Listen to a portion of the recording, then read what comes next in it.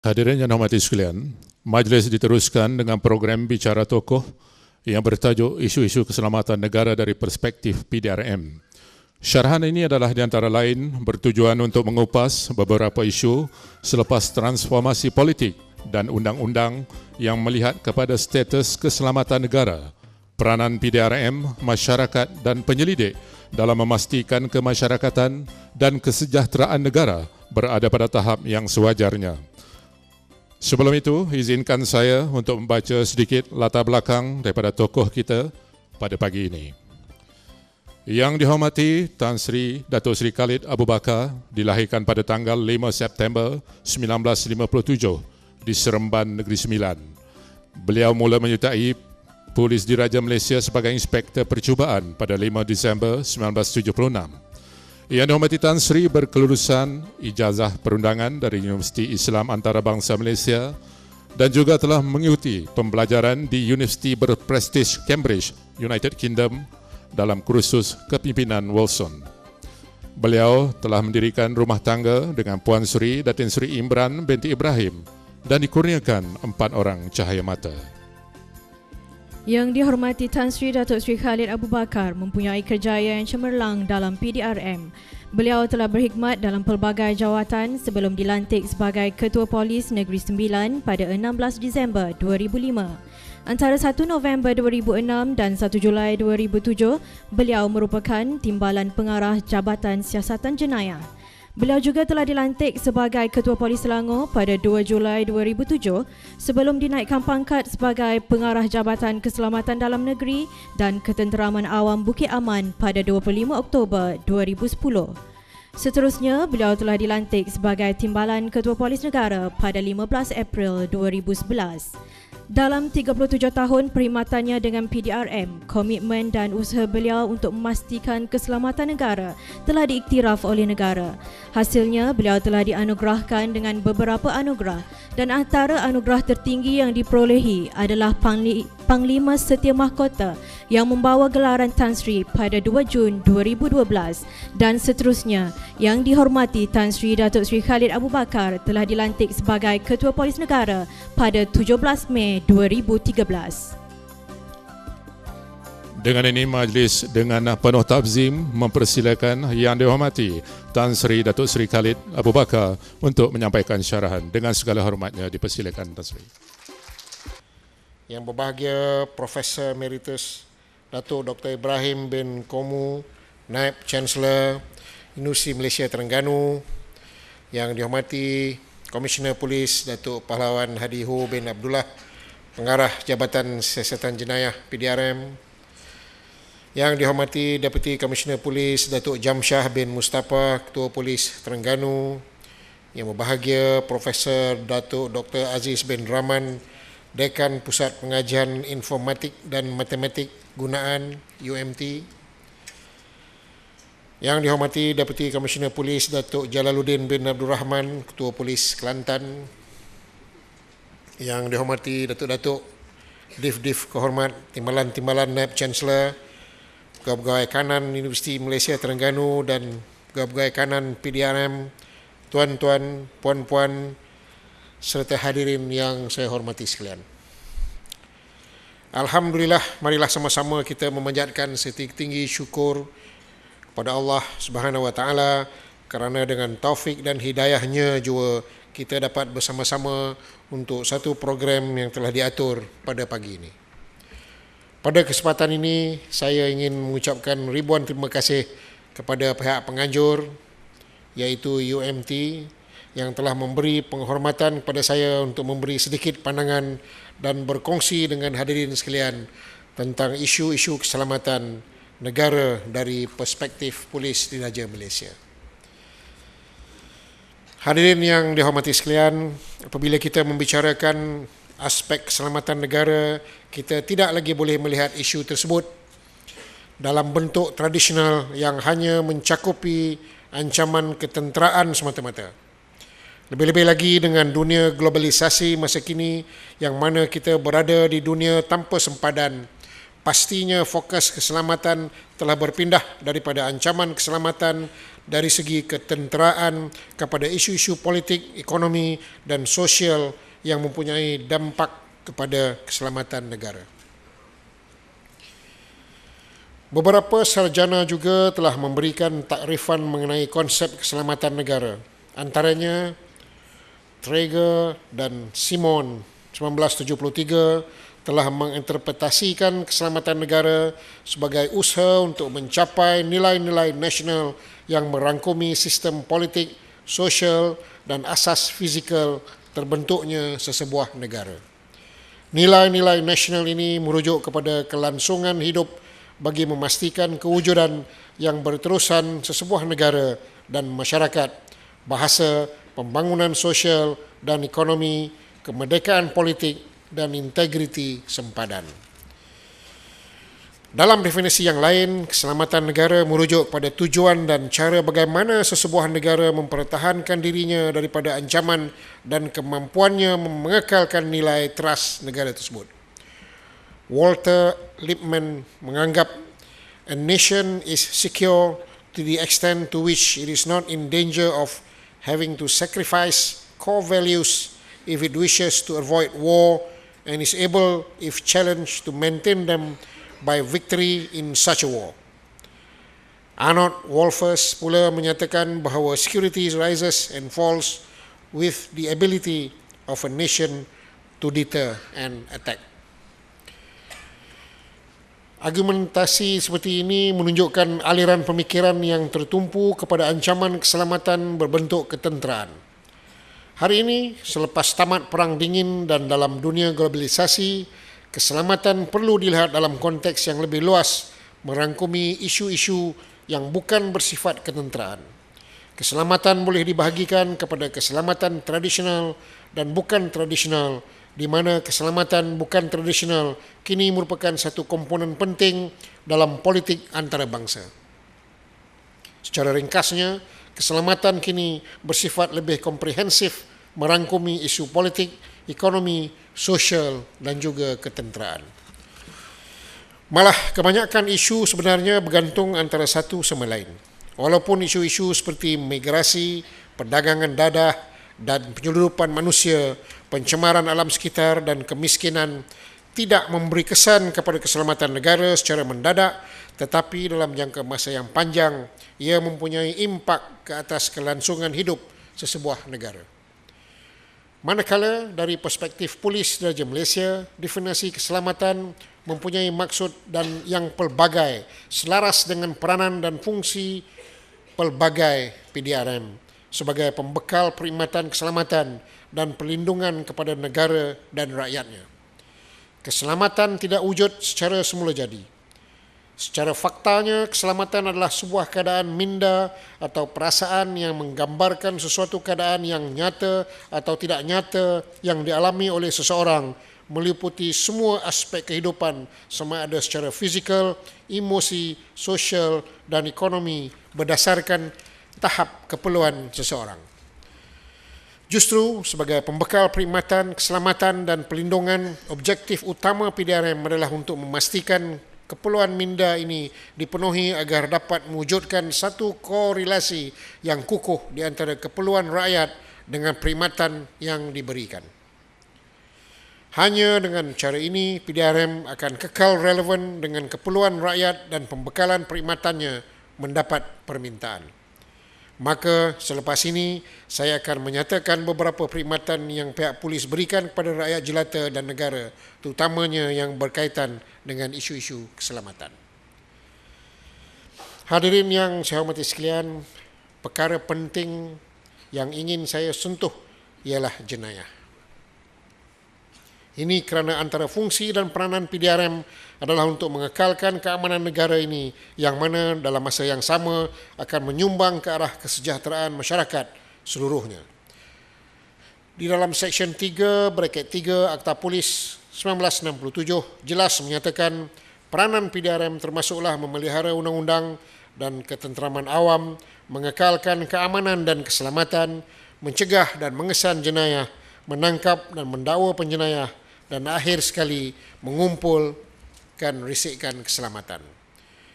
Ini kerana kita amat menyadari bahawa seluruh rakyat negara ini menginginkan satu suasana yang aman, damai dan bebas daripada jenayah. Perlakuan jenayah akan mewujudkan suasana ketakutan di kalangan orang ramai. Jika jenayah terus berleluasa berlaku, banyak urusan yang akan tergendala. Keselamatan tidak terjamin, kestabilan politik boleh tergugat, begitu juga dengan keadaan ekonomi. Apabila aktiviti penduduk terjejas, sudah tentunya akan menimbulkan masalah kemasyarakatan serta memberi kesan kepada perkembangan sosioekonomi negara. Inilah sebenarnya yang sering disuarakan oleh para pemimpin negara, agar negara kita sentiasa dalam keadaan aman dan selamat, menyedari akan detik hati rakyat dan saranan serta kehendak kerajaan masa kini. Kita telah memberi perhatian dan penumpuan terhadap usaha-usaha mengurangkan jenayah. Perubahan lanskap negara telah memaksa PDRM juga untuk berubah selaras dengan kehendak dan ekspektasi masyarakat masa kini. Lebih-lebih lagi kita kini berada di era transformasi atau disebut sebagai GTP ataupun Government Transformation Program yang dipacu oleh dua tonggak utama, iaitu memberikan tumpuan terhadap keutamaan yang paling penting lagi bermakna kepada rakyat, iaitu rakyat didahulukan, dan yang kedua ialah mewujudkan perubahan asas di seluruh negara untuk menghasilkan keberhasilan besar yang pantas, iaitu pencapaian diutamakan. Maka PDRM ada sasaran yang perlu dicapai di dalam plan transformasi kerajaan. Memang benar kita telah melakarkan banyak kejayaan di dalam bidang keberhasilan utama negara atau National Key Result Areas NKRA, mengurangkan jenayah. Ini terbukti daripada report kad GTP yang telah diumumkan oleh Yang Berhormat Perdana Menteri pada Mac yang lalu. Secara keseluruhannya, kadar jenayah telah menurun sebanyak 27% bagi tempoh 2009 hingga 2012 berbanding peningkatan 33% bagi tempoh 5 tahun sebelum itu. Kini kita telah pun memasuki fasa kedua GTP atau disebut GTP 2.0. Bermula dari tahun 2013 sehinggalah ke tahun 2015. Sasaran besar yang perlu dicapai PDRM dalam GTP 2.0 akan melibatkan 5 elemen tumpuan NKRA 2.0, iaitu mengurangkan jenayah indeks sebanyak 5% tahun, mengurangkan kejadian pecah rumah sebanyak 5% hingga 10% tahun, meningkatkan persepsi terhadap keselamatan sebanyak 65%, meningkatkan kadar pendakwaan bagi kertas siasatan yang dibuka kepada 35%, dan meningkatkan kepuasan orang ramai sebanyak 85%.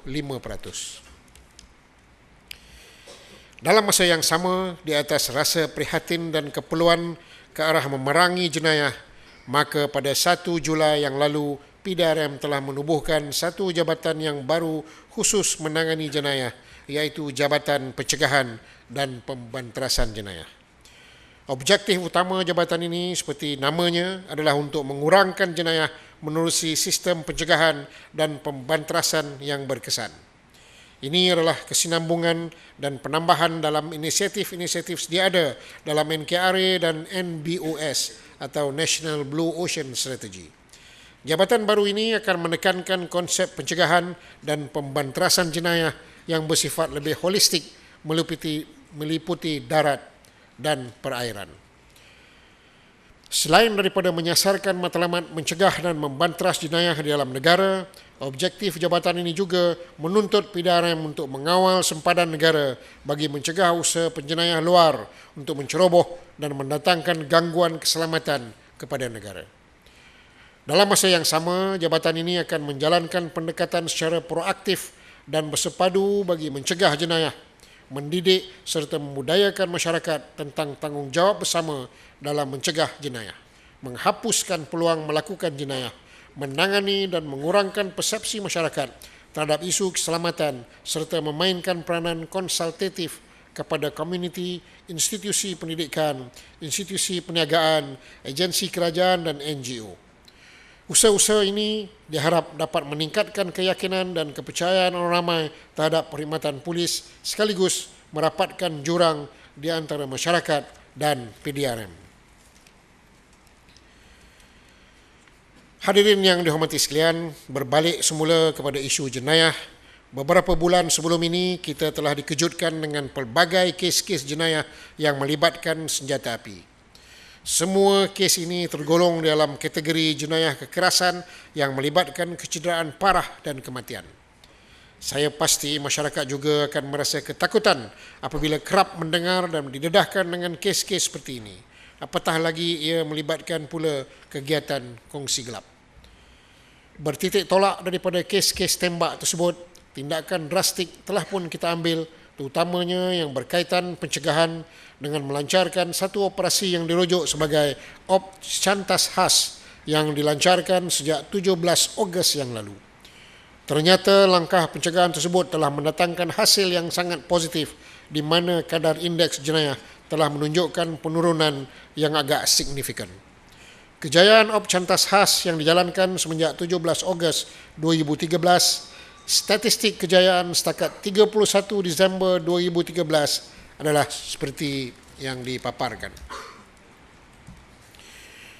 Kita telah memeriksa sejumlah lebih 1.3 juta orang.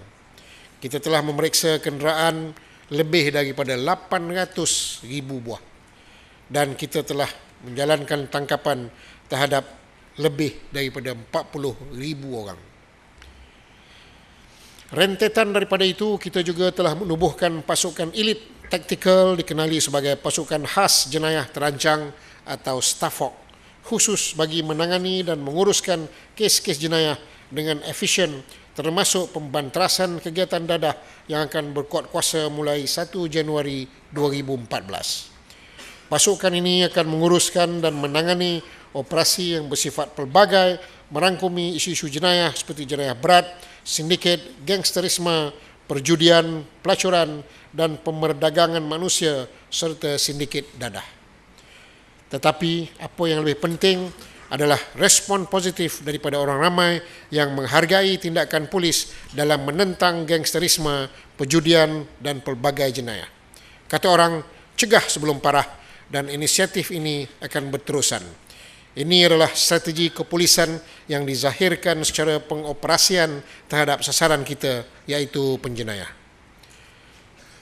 Pengumuman yang dibuat oleh yang berbahagia Datuk Naib Chancellor tadi sangat dialu-alukan oleh PDRM kerana siasatan yang berasaskan forensik di masa sekarang inilah amat penting. Dan kita memang mengalu-alukan cadangan ini, dan insya-Allah saya akan memilih pegawai-pegawai yang sesuai untuk kita hantar untuk mengikuti pengajian forensik di UMT ini. Terima kasih banyak, Datuk.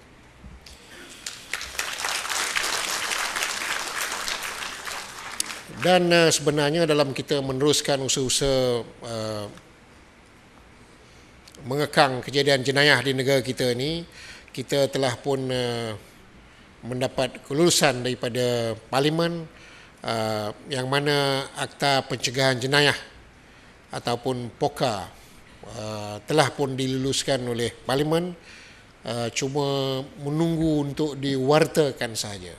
Apabila undang-undang ini diwartakan, kita insya-Allah kita akan melakukan wave kedua tindakan kita terhadap mereka-mereka yang terlibat khususnya dalam jenayah-jenayah berat seperti mana saya sebut tadi, insya-Allah. Saya rasa undang-undang ini pun dalam fasa terakhir untuk diwartakan. Saya juga ingin memberi jaminan bahawa keadaan jenayah di negara kita masih lagi dalam keadaan terkawal dan tidak sampai ke tahap yang membimbangkan. Malahan, kita akan mempergiatkan lagi usaha pencegahan jenayah melalui inisiatif NKRA yang telah dirangka serta memaksimumkan kolaborasi dengan agensi-agensi lain dengan pendekatan National Blue Ocean Strategy dalam menurunkan kadar jenayah. Alhamdulillah, saya juga ingin berkongsi dengan hadirin sekalian tentang jenayah indeks terkini. Jenayah indeks bagi tempoh Januari hingga Disember tahun 2013 didapati berada pada tahap yang memberansangkan dengan prestasi yang baik dan meyakinkan hasil daripada komitmen semua pihak melalui perancangan dan pendekatan yang mantap dan berkesan. Pada keseluruhannya, indeks jenayah telah menurun sebanyak 4.3%.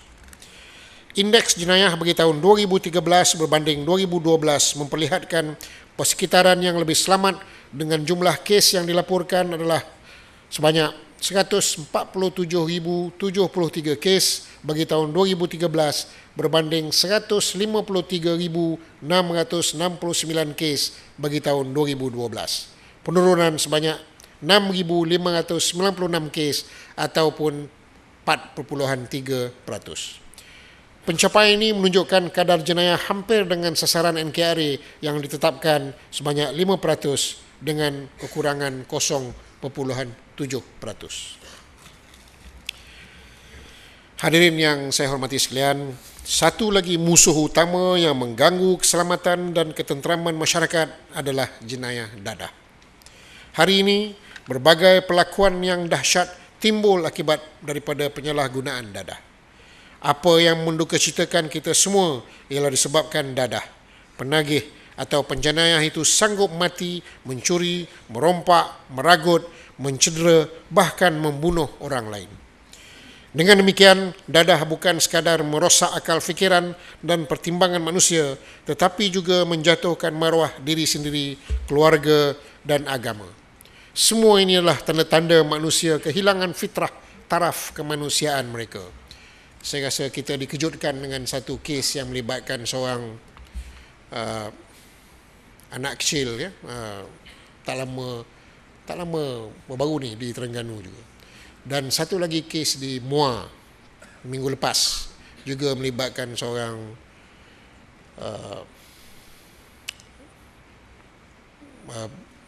anak kecil, ialah kecil pun 12 tahun, budak perempuan 12 tahun.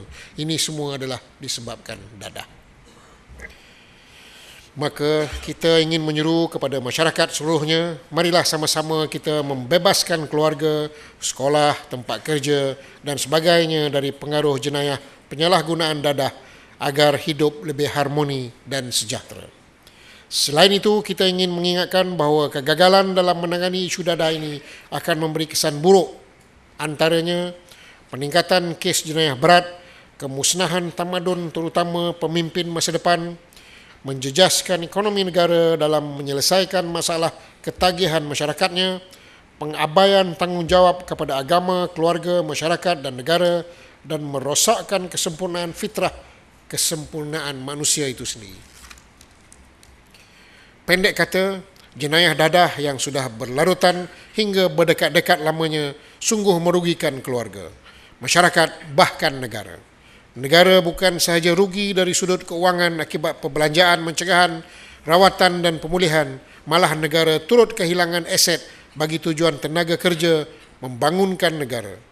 Keluarga pula terpaksa berdepan dengan pelbagai kesusahan dan keperitan menanggung beban yang ditimbulkan oleh seorang penagih. Sebenarnya, banyak kejayaan yang telah dicapai oleh PDRM berkaitan jenayah dadah ini. Contohnya, untuk sepanjang tahun 2013, Jabatan Siasatan Jenayah Narkotik telah berjaya menangkap seramai 175,000 orang atas pelbagai kesalahan jenayah narkotik. Jumlah ini meningkat sebanyak 2% berbanding tangkapan seramai 171,000 pada tahun 2012. Begitu juga dengan hasil daripada operasi yang dijalankan pada tahun 2013. GSJN telah berjaya merampas 11.32 tan, 42,718 liter dan 1.12 juta biji pelbagai jenis dadah. Manakala kesemua rampasan pada tahun 2013 dianggarkan bernilai 402.73 juta ringgit. Nilai rampasan ini meningkat sebanyak 6% berbanding rampasan tahun 2012 yang bernilai 381.09 juta ringgit. PDRM melalui Jabatan Siasatan Jenayah Narkotik juga telah melancarkan Ops Cantas Khas Narkotik bagi menangani permasalahan ini. Di bawah Jabatan Siasatan Jenayah Narkotik, Ops Cantas Khas Narkotik yang berjalan bagi tempoh 20 November hingga 20 Disember 2013, jumlah tangkapan yang dicatat ialah seramai 14,896 orang yang melibatkan 14,138 kes. Dan dari jumlah tersebut, tangkapan di bawah Akta Dadah Berbahaya Langkah-Langkah Pencegahan Khas tahun 1985 adalah seramai 655 orang. Tangkapan ini adalah terhadap mereka-mereka yang mengedar. Ya. Nilai rampasan yang dibuat berjumlah lebih 30 juta ringgit. Manakala 4 kes makmal haram memproses dadah dengan 16 tangkapan telah dibuat dalam tempoh yang sama. Kita juga telah melancarkan Special Tactical Intelligence Narcotic Group atau STING pada 30 Januari baru-baru ini yang disempurnakan oleh Yang Berhormat Datuk Seri Dr. Ahmad Zahid Hamidi, Menteri Dalam Negeri. Ia adalah lanjutan daripada usaha pembantrasan jenayah bersepadu yang telah dilancarkan pada 17 Ogos tahun lalu melalui Ops Cantas Khas yang saya sebut tadi. Dan sebelum ini, kita telah pun menubuhkan pasukan elit tactical JSJ yang dikenali sebagai Starfog. Dan kini pula Jabatan Siasatan Jenayah Narkotik melalui pasukan ini, STING akan menangani dan menguruskan kes-kes jenayah dadah dengan lebih efisien. Tapi para hadirin sekalian, apalah maknanya dengan tangkapan yang ramai, dengan rampasan yang banyak, tetapi permintaan untuk dadah itu masih ada. Ya, jadi inilah perkara yang ingin kita tanamkan kepada anak-anak muda kita khususnya, supaya jauhilah dadah yang berbahaya dan tidak berfaedah. Hadirin yang saya hormati sekalian, dalam kepesatan teknologi maklumat dan dunia tanpa sempadan, pastinya jenayah komersial dan jenayah cyber menjadi semakin kompleks. Peningkatan jenayah cyber kini dikaitkan dengan kekerapan penggunaan internet yang semakin meningkat dan kebergantungan masyarakat terhadap teknologi hingga mengakibatkan mereka terdedah kepada ancaman dan sabotaj secara maya. Jenayah ini juga turut memberi kesan sampingan kepada pertahanan dan ekonomi sesebuah negara. Pihak polis sentiasa berusaha untuk memberkas penjenayah ini. Tetapi apa yang penting juga adalah tahap kesedaran para pengguna tentang isu keselamatan dan risiko dari ancaman cyber ini. Setiap dari kita perlu ada rasa tanggungjawab untuk menentukan komputer kita terjamin selamat dan tidak mengandungi virus yang boleh mengancam keselamatan maklumat pihak lain. Masyarakat perlu diberi kesedaran mengenai bahaya jenayah cyber kerana ia boleh berlaku kepada sesiapa dan di mana-mana sahaja. Malah, undang-undang cyber yang selaras dengan negara lain di dunia bukan sahaja wajar, malah amat penting. Ini kerana undang-undang cyber yang ada sekarang tidak dapat bersaing dengan kepantasan teknologi masa kini yang sentiasa berubah setiap 12 minit. Maka, undang-undang cyber dan yang berkaitan dengannya perlu dikaji dari masa ke semasa mengikut tahap ancaman global yang selalu berubah-ubah. Untuk jenayah cyber secara keseluruhannya, Jabatan Siasatan Jenayah Komersial atau JSJK telah mencatatkan penurunan sebanyak 72.7% bagi statistik tahun 2013 berbanding tahun 2012. Ini kerana kita percaya tahap kesedaran masyarakat terhadap jenayah cyber ini semakin meningkat hasil daripada pelbagai inisiatif oleh Jabatan Siasatan Jenayah Komersial untuk mempertingkatkan lagi kesedaran di kalangan masyarakat tentang kes-kes penipuan yang semakin canggih dan licik bagi mengelakkan mereka menjadi mangsa sindiket.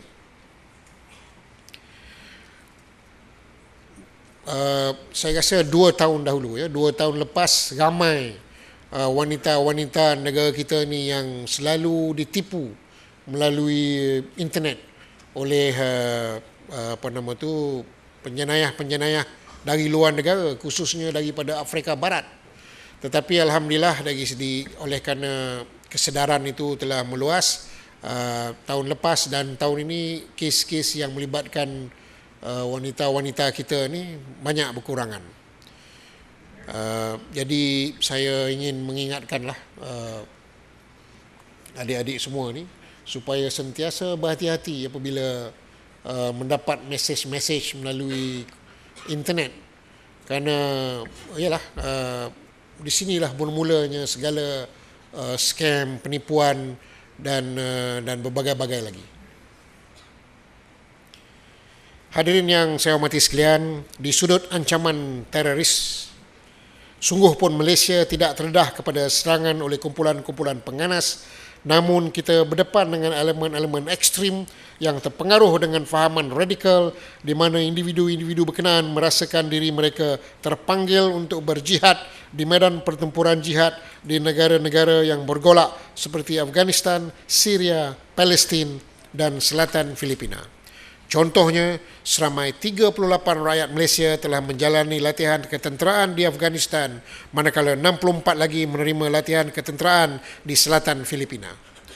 Mereka yang kembali dari negara-negara berkenaan mengambil kesempatan untuk memperkembangkan rangkaian militer mereka di Malaysia dengan pengaruh dan hubungan mereka dengan elemen-elemen militan di peringkat antarabangsa yang mereka kenali semasa menghadiri latihan ketenteraan dan ketika berjihad di luar negara.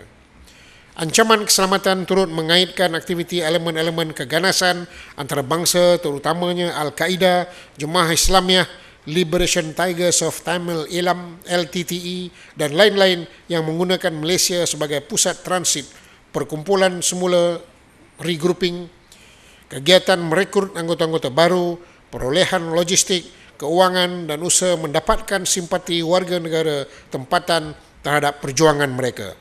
Sejak Disember tahun 2001, PDRM telah menangkap 233 elemen-elemen militan di bawah undang-undang yang sedia ada.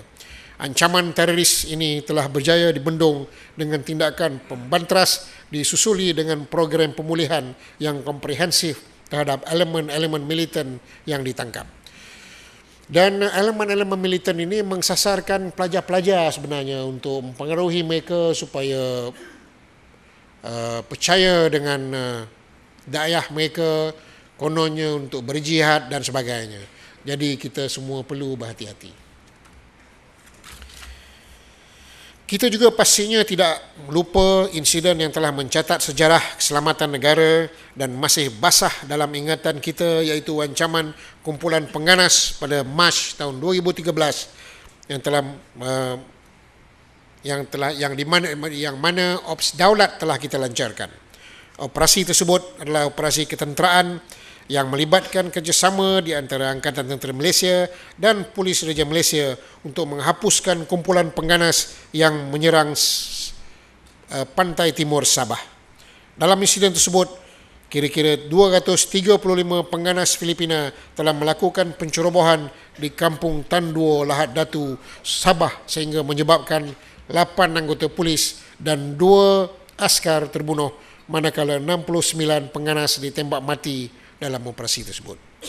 Pasukan keselamatan juga menahan 443 individu atas pelbagai kesalahan dan kesalahan di bawah Akta Kesalahan Keselamatan Langkah-Langkah Khas iaitu SOSMA tahun 2012. Dan kes ini masih lagi dalam pembicaraan di mahkamah di Sabah.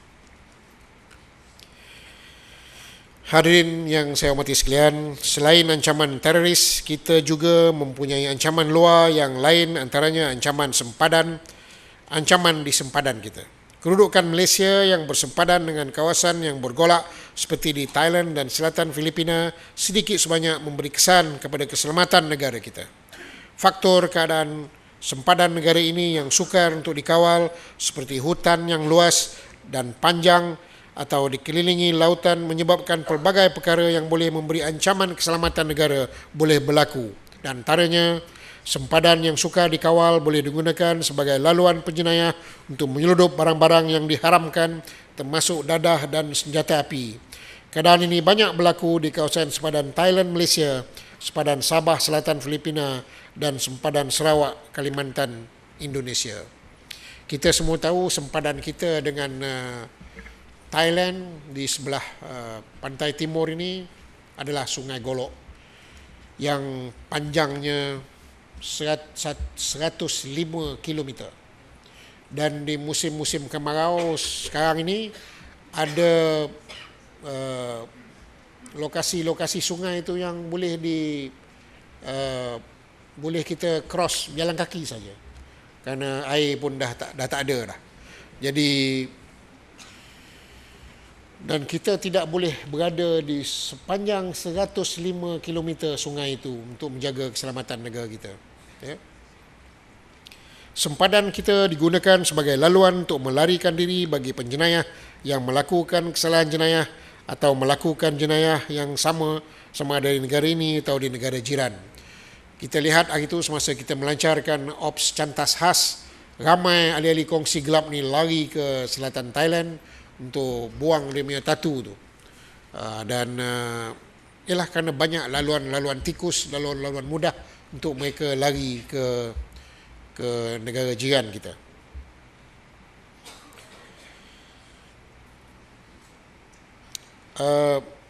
Tambahan pula, rakyat contoh di selatan Thailand dan juga selatan Filipina, rakyatnya berada di selatan negara itu mempunyai pertalian sejarah yang panjang dengan penduduk di negara ini. Oleh itu, apa yang berlaku di Thailand ataupun selatan Filipina sedikit sebanyak akan memberi kesan kepada keadaan kestabilan politik dan keselamatan di negara ini. Itu sebab banyak orang mempersoalkan kerana kenapa begitu mudah tentera Sulu datang menyerang Sabah. Jadi untuk makluman semua, laluan antara selatan Filipina yang jaraknya cuma lebih kurang 40 minit perjalanan bot antara kepulauan Sulu tu dengan Sempurna dan juga Lahad Datu, secara sejarahnya mereka ni berulang-alik, ya. Ada yang saudaranya ada di Sabah, abangnya di Sabah, adiknya di Pulau Holo. Dan laluan ini memang laluan secara sejarahnya memang telah berlangsung sejak banyak tahun dah. Jadi perhubungan saudara mara itu amat rapat dan kawalan kita amat longgar kerana pertalian saudara tu mereka berulang-alik ke Sabah dan Filipina itu perkara biasa. Dan apabila mereka berkumpul di Kampung Tanduo, ia pada mulanya tidak tidak merisaukan kita kerana perkara itu biasa berlaku. Sehinggalah mereka mengumumkan bahawa mereka ingin mengambil alih Sabah. Barulah kita tahu bahawa mereka merupakan satu ancaman kepada negara kita. Satu lagi ancaman yang hangat diperkatakan di kala ini adalah pendatang asing tanpa izin, parti. Kehadiran pendatang sama ada mereka masuk ke negara ini secara sah atau haram juga menjejaskan imej dan keharmonian negara. Ini kerana sebilangan daripada mereka suka menimbulkan masalah dan menghuru-harakan keselamatan negara. Selain daripada itu, ancaman juga boleh datang daripada kegiatan pemalsuan dokumen-dokumen penting kerajaan seperti pasport antarabangsa Malaysia, kad pengenalan dan sijil lahir, dan senario ini amat berbahaya dan perlu ditangani dengan sebijak mungkin. Malahan ada antara parti ini merupakan penjenayah yang dikendaki oleh pihak berkuasa di negara asal mereka. Mereka melarikan diri ke Malaysia supaya terlepas daripada serbuan pihak berkuasa negara asal mereka.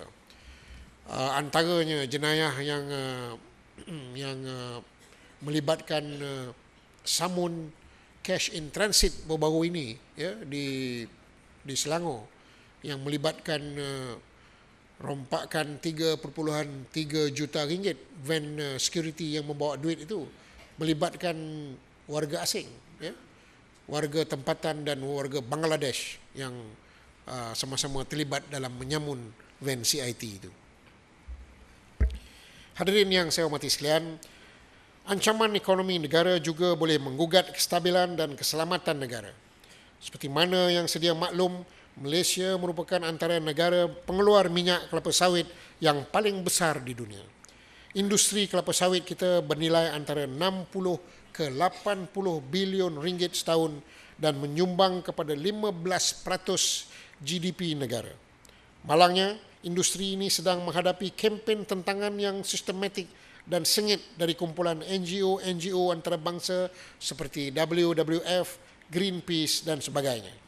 Kumpulan NGO ini yang dikenali sebagai European Greenpeace Group giat mensabotaj industri minyak sawit dan memperjuangkan minyak sayuran yang lain yang dikeluarkan oleh negara-negara Eropah.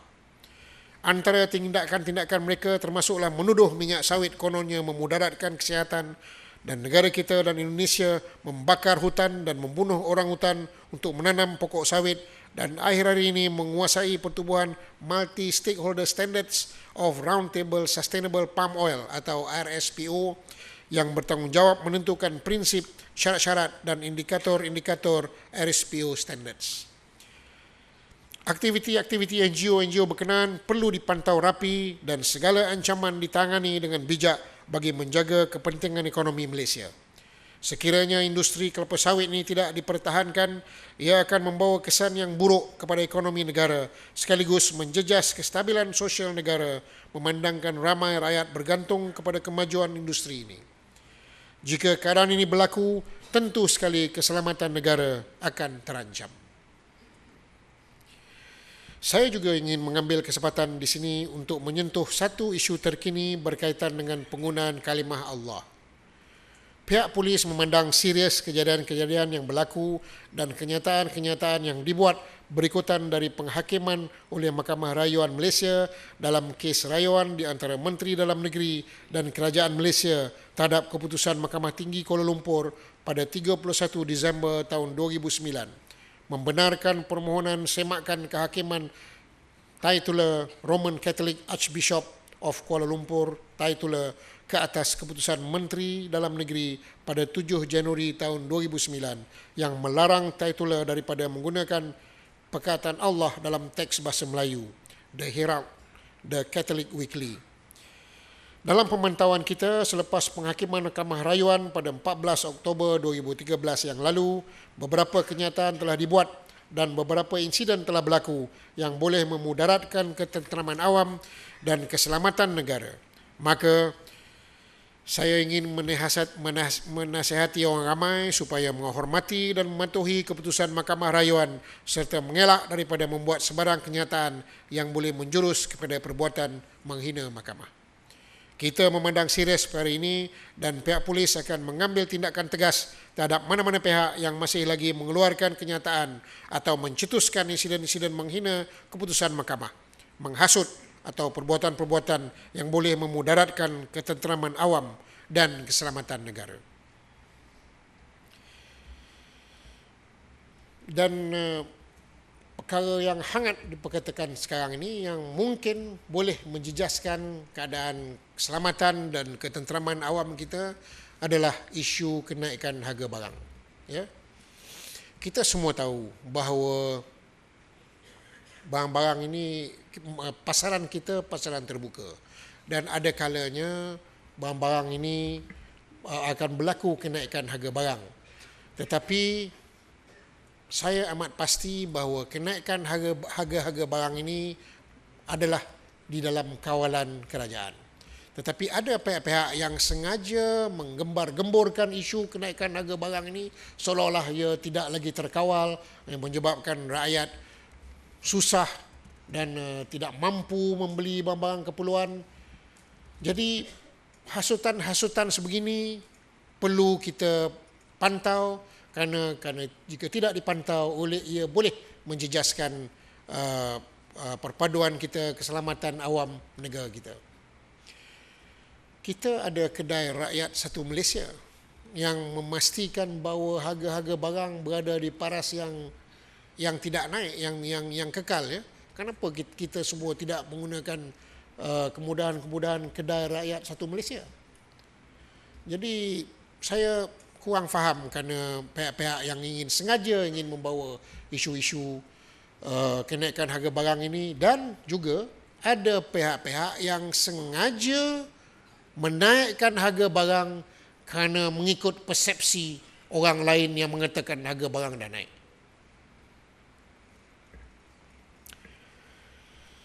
Akhir kata, ingin saya tegaskan di sini, tidak mungkin rakyat dapat tidur lena dan tenang jika keselamatan diri, keluarga dan harta benda mereka diancam. Tidak mungkin pelabur dan masyarakat antarabangsa akan yakin dengan potensi ekonomi negara sekiranya negara sentiasa kacau bilau akibat tindakan pihak-pihak tertentu yang sentiasa cuba untuk menimbulkan kekacauan, kekecohan, huru-hara dan mengapi-apikan permusuhan antara kaum. Oleh itu, pihak polis akan memastikan ketenteraman awam terpelihara baik kerana dengan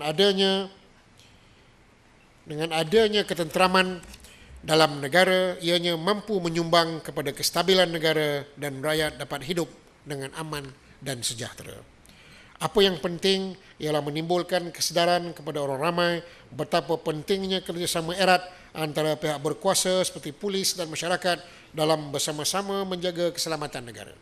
Sumbangan masyarakat dalam memberi kerjasama pada pihak berkuasa dalam menyalurkan maklumat amat dihargai. Terima kasih. Sekian, wabillahi taufiq wal hidayah. Assalamualaikum warahmatullahi wabarakatuh.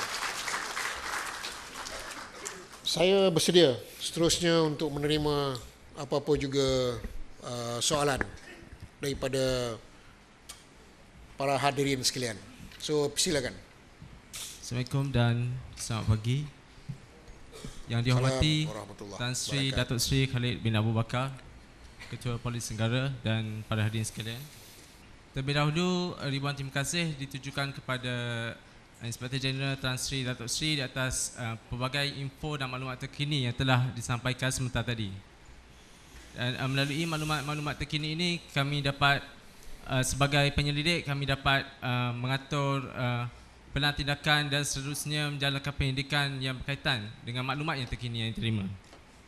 Untuk pengetahuan pihak Tan Sri Datuk Sri dan pihak PDRM semua, kami telah menjalankan penyidikan selama 4 tahun. Proses penyidikan kami telah berkunjung ke PDRM Bukit Aman dan PDRM Forensic Lab untuk menjalankan penyelidikan yang berkaitan dengan penggunaan komputer yang dapat membantu masyarakat dan juga pihak polis dalam menangani jenayah. Saya juga tertarik dengan pelbagai info terkini termasuk Starfox dan Sting yang baru ditubuhkan pada tahun ini. Saya ingin mengambil kesempatan ini untuk bertanya kepada pihak Datuk Tan Sri berkenaan risiko analisis yang telah dan sedang dijalankan oleh pihak PDRM, terutamanya dalam menangani gangsterisme dan jenayah berkumpulan. Saya merupakan pelajar PhD yang menjalankan pendidikan dan sedang membangunkan sistem komputer untuk analisis risiko. Jadi dengan isu-isu semasa yang telah dibentangkan, kami terpanggil dan berminat untuk terus meneruskan kerjasama dengan pihak Datuk Sri. Dengan itu, saya harap pihak Datuk Sri dapat memberi sedikit info yang mungkin berkaitan dengan risiko analisis dan pembangunan sistem komputer yang berkaitan dengan kumpulan penyidik pelajar yang sedang kami jalankan. Sekian, terima kasih. Terima kasih.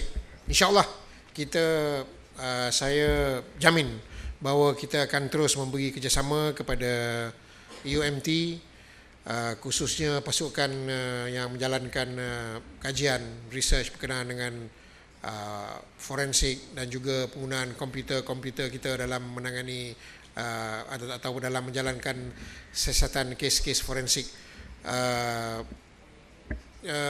dalam apa bidang saja. InsyaAllah kita akan teruskan kerjasama kita atau pertingkatkan lagi kerjasama kita dalam bidang research ini.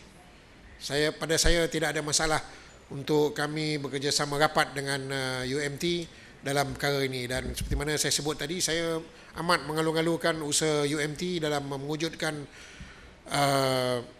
bidang pengajian forensik ya, untuk kaki tangan kita, dan tidak ada sebab untuk kita tidak meningkatkan lagi kerjasama di antara kita, insyaAllah. Dan datanglah berkunjung ke Bukit Aman dan juga ke forensik dan mungkin boleh mendapat input-input baru tentang Stafford dan Sting yang baru kita lancarkan ini. Silakan kalau ada apa-apa lagi. Yap. Datuk.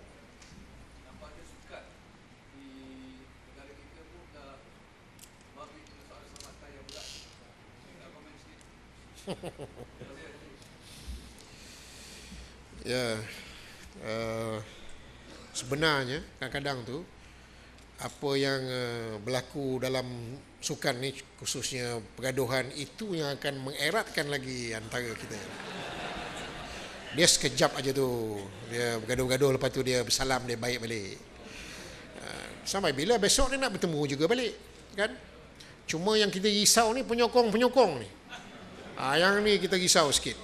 Kerana antara, yalah, orang main sukan ni macam orang politik juga. Bergaduh, cakap, marah, maki sana, tapi bila dia berjumpa, dia gelak, dia berpeluk, dia salam semut orang panggil. Tapi yang penyokong di luar ni yang susah nak kawal. Jadi saya harap penyokong-penyokong ni jangan risaukan tentang apa yang berlaku di antara pemain-pemain dan coach dan sebagainya tu. Kita terus memberi sokongan kepada pasukan kita dengan orang kata apa, dengan cara yang baik lah, dengan tidak melibatkan diri kita pula dengan bertumbuk bergaduh di luar gelanggang tu. Jadi memanglah sekali-sekala kita akan dengar kisah-kisah pemain sukan kita bergaduh apa dan sebagainya, tetapi insya-Allah ini perkara sementara aja. Ini bukan kali pertama kan? Banyak kali dah, dalam bukan dalam bidang bola sepak aja, macam-macam lain pun ada juga. Jangan risau tu, insya-Allah.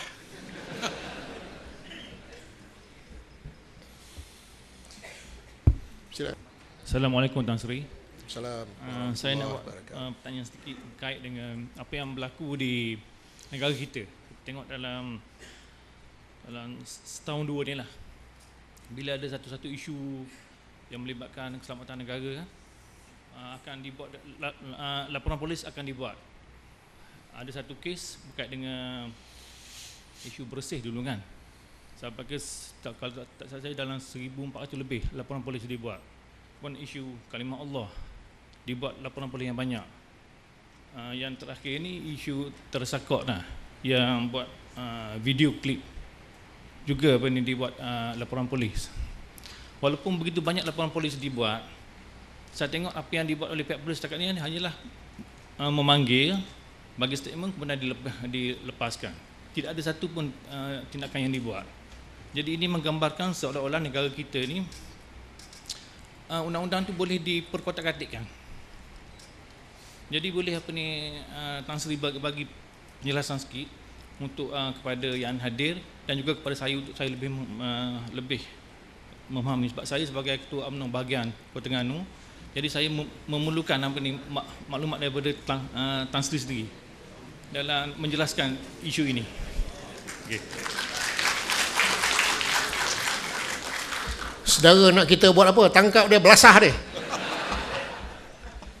Yalah, memang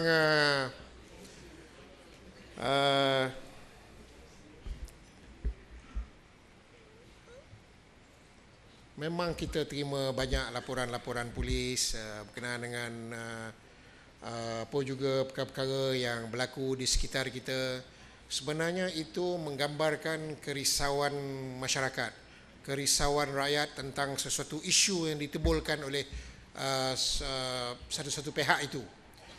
Di pihak PDRM, ya, kita ada prosedur kita ada undang-undang yang perlu kita patuhi, mengikut apa juga kesalahan ataupun perkara yang ditimbulkan oleh pihak yang melakukan perkara itulah, ya, yang bercakap dan sebagainya itu. Jadi kita tidak boleh mengambil tindakan yang melebihi daripada apa yang diperuntukkan undang-undang kepada kita. Jadi ada isu-isu yang kita tidak boleh tangkap, kita tidak ada kuasa tangkap. Ya. Kuasa menyaman saja, kesalahan-kesalahan itu bentuk saman saja, kita tak boleh tangkap. Jadi apa yang kita buat, kita tidak ada laporan polis yang kita tidak siasat. Itu saya perlu beri jaminan di sini. Semua laporan polis akan kita siasat. Kita buka kertas siasatan, kita akan jalankan siasatan, kita akan rakam percakapan saksi-saksi orang yang buat laporan ini, dan selepas selesai itu kita akan buat analisa apa dia kesalahan-kesalahan yang mungkin dapat kita timbulkan daripada isu ini, dan apa juga kesalahan itu kita akan kemudian merujuk kepada Jabatan Peguam Negara. Polis tidak ada kuasa untuk menuduh siapa-siapa orang. Dalam perlembagaan kita, kuasa untuk mengenakan tuduhan kepada mana-mana orang terletak kepada Peguam Negara. Tugas polis adalah menyiasat, mengemukakan kepada Jabatan Peguam Negara. Jabatan Peguam Negara lah orang yang berkuasa untuk menentukan, okey, siasatan polis setakat ini telah menunjukkan bahawa kesalahan A telah berlaku.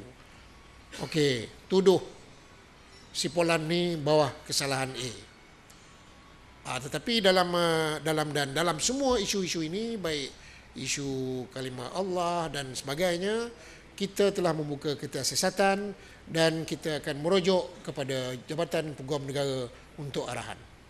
Ya. Jadi di pihak Jabatan Peguam Negara pula, dia ada pula dia punya grounds dia sebelum seseorang itu dikenakan pertuduhan. Itu sebab ini adalah sistem keadilan negara kita, ya. Dan bukan saja di negara kita, sistem keadilan ini wujud di boleh katakan semua negara di dunia ini, bahawa pembahagian kuasa itu eksekutif, judiciary, dan apa satu lagi, legislatif. Parlimen buat undang-undang. Bila parlimen itu legislatif, dia buat undang-undang. Kemudian siapa yang melanggar undang-undang itu, eksekutif akan menyiasat dan sebagainya. Polis, kerajaan adalah pihak eksekutif, dan judiciary pula akan menentukan sama ada orang tu bersalah atau tidak. Dan judiciary ini merangkumi mahkamah dan juga Jabatan Peguam Negara. Jadi ini adalah sistem keadilan kita. Kita tidak boleh mengambil tindakan ikut suka hati kita. Kita perlu mengikut prosedur-prosedur ini. Jadi jangan ingat semua laporan polis ini kita tak buat apa. Ya. Memang beribu-ribu report, tetapi kita tak buka lah beribu-ribu kertas siasatan, tidak. Kalau report itu menjurus kepada satu insiden, kita akan buka satu kertas siasatan. Dan semua laporan-laporan ni yang beribu-ribu ni, kita akan masukkan dalam satu kertas siasatan. Kerana ia merupakan satu isu yang sama. Ya. Jadi apa yang kita boleh analisakan daripada report-report yang banyak ini menggambarkan kegusaran masyarakat tentang sesuatu isu itu. Contohnya tentang yang terbaru ini adalah video Wonderful Malaysia oleh Yang Berhormat Teresa Kok, MP Seputih. Ya. Jadi perbuatannya itu telah menggusarkan ramai masyarakat, ramai rakyat. Jadi apa juga tindakan dia tu adalah seperti menghina pemimpin negara. Jadi apabila dia melakukan perkara-perkara sedemikian, sudah tentu ramai orang yang merasa tidak puas hati, dan ini boleh menimbulkan ancaman keselamatan pada negara kita. Jadi saya ingin menasihatkanlah kepada semua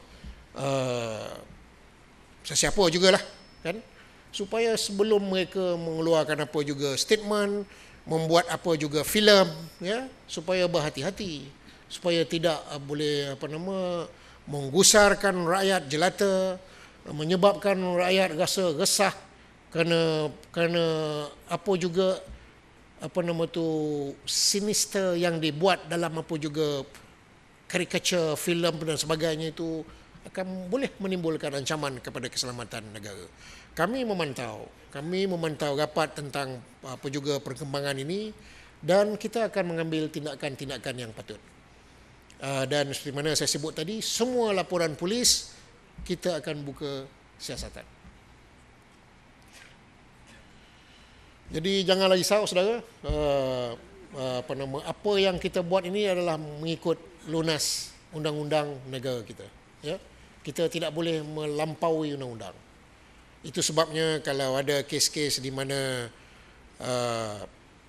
anggota-anggota polis ini didapati melakukan perbuatan yang melebihi kuasanya, melebihi undang-undang, tindakan akan diambil terhadap anggota itu sendiri. Silakan. Bismillahirrahmanirrahim. Assalamualaikum warahmatullahi wabarakatuh. Yang dihormati Tan Sri KPN serta hadirin yang saya kasihi sekalian. Saya Aisamuddin bin Abdul Jalil dari bahagian keselamatan Universiti Malaysia Terengganu ini. Jadi soalan yang saya nak tanyakan ni Tan Sri adalah berkaitan dengan pendekatan polis bantuan. Seperti mana yang kita maklum, seperti di UiTM secara totalnya pengawal keselamatan adalah polis bantuan.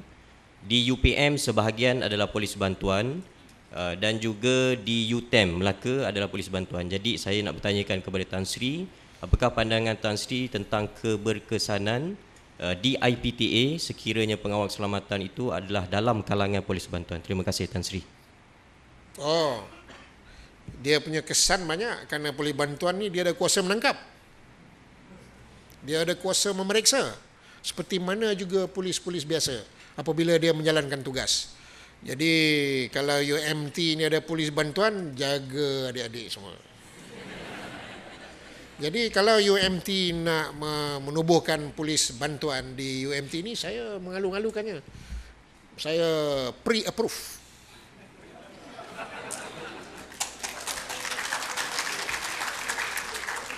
Jadi silakan, kerana sebenarnya apabila wujud polis bantuan ini, kita merasakan kita di PDRM ini kita merasakan bahawa kawasan itu dikawal baik dengan anggota keselamatan yang dilatih sebenarnya, yang telah terlatih dan dia dapat mengambil tindakan seperti mana yang dia patut ambil mengikut undang-undang yang ada. Dan pada masa yang sama dia boleh mengawal segala kejadian-kejadian atau perkara-perkara yang tidak patut berlaku di kawasan dalam kampus ini daripada berlaku. Jadi saya syorkan pusat-pusat pengajian tinggi supaya memohon supaya menubuhkan polis bantuan. Dan saya tidak teragak-agak untuk meluluskannya.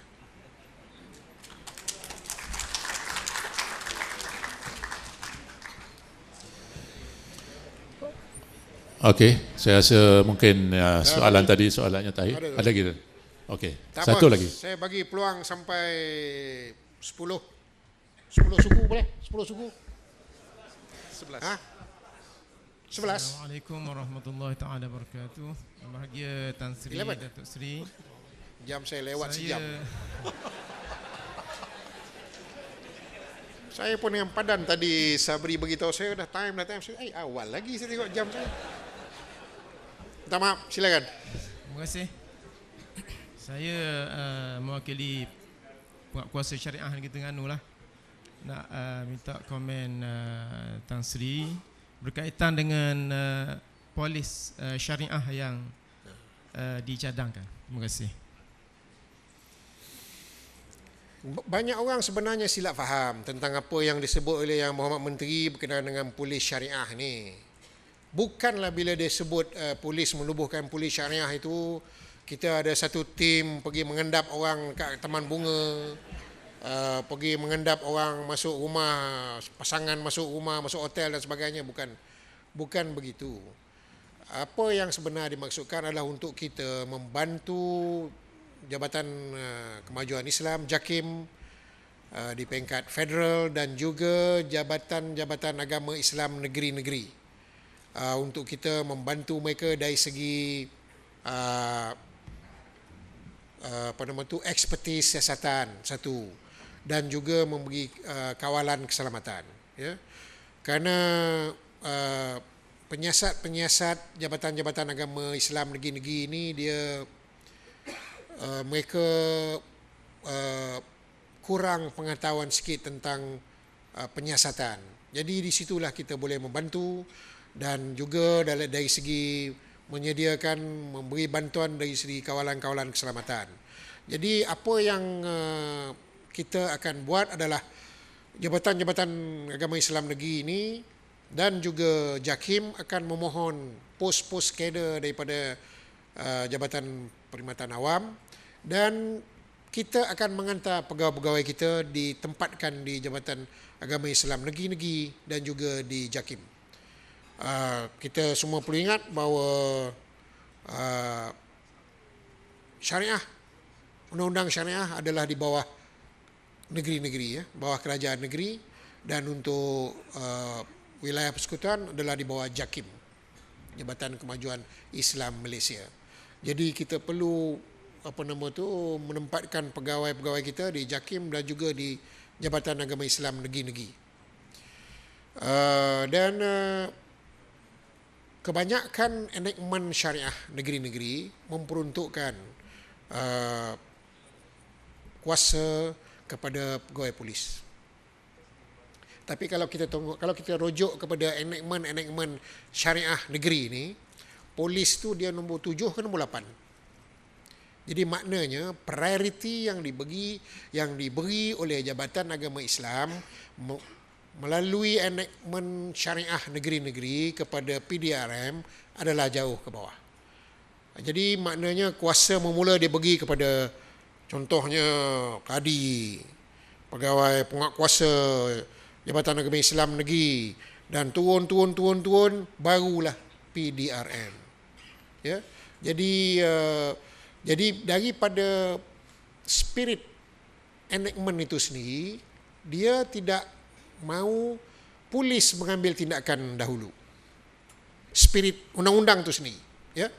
Dia hendakkan pegawai Jabatan Agama Islam untuk mendahului apa juga perkara berkaitan dengan enactment, berkaitan dengan syariah. Jadi kalau kita mengambil spirit enactment syariah tu, kalau tak percaya cuba tengok syariah masing-masing, bahawa kuasa untuk polis dia jatuh ke bawah. Tetapi itu tidak bermakna bahawa PDRM akan mengabaikan tanggungjawab kita dalam memberi bantuan kepada Jabatan Agama Islam atau mana-mana pihak dalam menguatkuasakan undang-undang negara ini. Tetapi kita perlu melihatnya sebagai secara objektif, dan kita juga tidak mahu nanti apabila kalau kita mewujudkan macam polis syariah, ada pula polis Kristianiti pula, ada pula polis Buddha pula. Tadi tak ada ujungnya nanti. Karena PDRM ini adalah untuk semua, ya, bukan saja untuk orang Islam ataupun untuk orang Melayu, adalah untuk semua. Jadi kita tidak boleh memberi tumpuan kepada satu-satu bangsa atau satu-satu agama. Tetapi jika jabatan-jabatan di dalam kerajaan kita memerlukan bantuan, memerlukan penempatan pegawai kita, itu kita boleh beri bila-bila masa. Jadi itulah penjelasan saya tentang polis syariah ini. Jadi kita pun tak boleh panggil polis syariah tu, term tu sebenarnya tak sesuai. Nanti besok ada polis syariah, ada pula polis Kristianiti pula. Macam mana? Okey, ada last soalan yang terakhir kalau ada. Saya tak ada, Tan Sri 11.20 sekarang. Ada satu.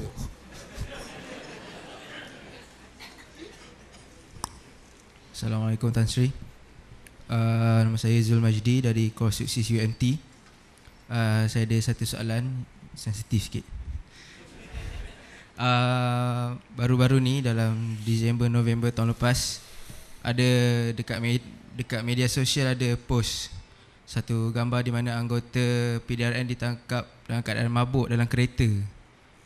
So nak minta komen Tan Sri sendiri, sebab bila baca komen-komen bawah tu banyak menunjukkan komen-komen negatif terhadap PDRM. Saya sebagai konstitusi, saya sendiri rasa nak komen untuk backup gambar tu, tapi saya tak ada points ni. Terima kasih Tan Sri. Terima kasih. Yalah, PDRM ini sekarang ni keanggotaan kita dah mencecah hampir 120,000 orang. Ya? Jadi maklum sajalah bila organisasi besar ni macam-macam orang yang ada. Termasuklah buruk seorang tu lah yang didapati minum minuman keras. Kita telah ambil tindakan terhadap dia. Jadi kita tidak berkompromi dengan apa-apa juga salah laku di kalangan kaki tangan kita. Itu sebab apabila banyak orang nak IPCMC ni, jadi saya kata apa guna IPCMC? Apa sebab nak lagi IPCMC? Kerana kita ada berapa badan yang melihat kita ni. Kalau di luar kita ada SPRM, kita ada EIAC. Jadi tidak pula lagi satu lagi IPCMC. Saya kata tak perlu IPCMC. Ini semua ni macam IPCMC lah. Dengan telefon dia, nampak aja polis ni, ambil gambar. Hantar. Kan? We are being washed by rakyat. Saya rasa itu lebih berkesan daripada menubuhkan IPCMC. Saya rasa macam itulah. Jadi orang yang ni dia ambil gambarnya tu, bantah kat kita, kita ambil tindakan. Jadi saya mengingatkan semua kaki tangan saya, pegawai-pegawai anggota saya, supaya sentiasa menjaga imej, menjaga disiplin, kerana kita sentiasa diperhatikan oleh rakyat jelata. Dan sekarang ni teknologi kan, keluar handphone aja. Jadi kita tidak akan melindungi mana-mana juga kaki tangan kita yang melakukan apa juga salah, melanggar undang-undang ataupun disiplin. Tindakan akan kita ambil dan telah kita ambil. Okey, saya rasa oleh kerana kesuntukan masa, kalau ikut saya nak bagi peluang sehabis-habisnya lah, bukan selalu saya dapat datang kan. Jadi tapi oleh kerana kesuntukan masa, sebab saya pun kena balik untuk saya kena cash flight ke Sabah pula petang ni. Jadi saya rasa cukuplah sampai di sini dahulu. Tapi apapun, jika ada persoalan-persoalan berkenaan dengan undang-undang dan juga PDRM, saya rasa kita ramai wakil-wakil kita di sini yang boleh menjawab apa juga permasalahan saudara-saudari semua. Jadi sekali lagi saya mengucapkan banyak terima kasih kepada Datuk Emeritus Naib Chancellor kerana menjemput saya untuk bukan saja untuk menandatangani MOU ini, tapi memberi saya peluang untuk bercakap sikit pada hadirin sekalian, dan saya insya-Allah ada kelapangan di masa hadapan, lain kali kita bersua lagi dan mungkin kita boleh membincangkan isu-isu yang lain pula, insya-Allah. Dan saya mohon maaf jika apa juga yang saya sebutkan menyinggung perasaan mana-mana pihak, mana-mana orang. Terima kasih banyak. Assalamualaikum warahmatullahi wabarakatuh.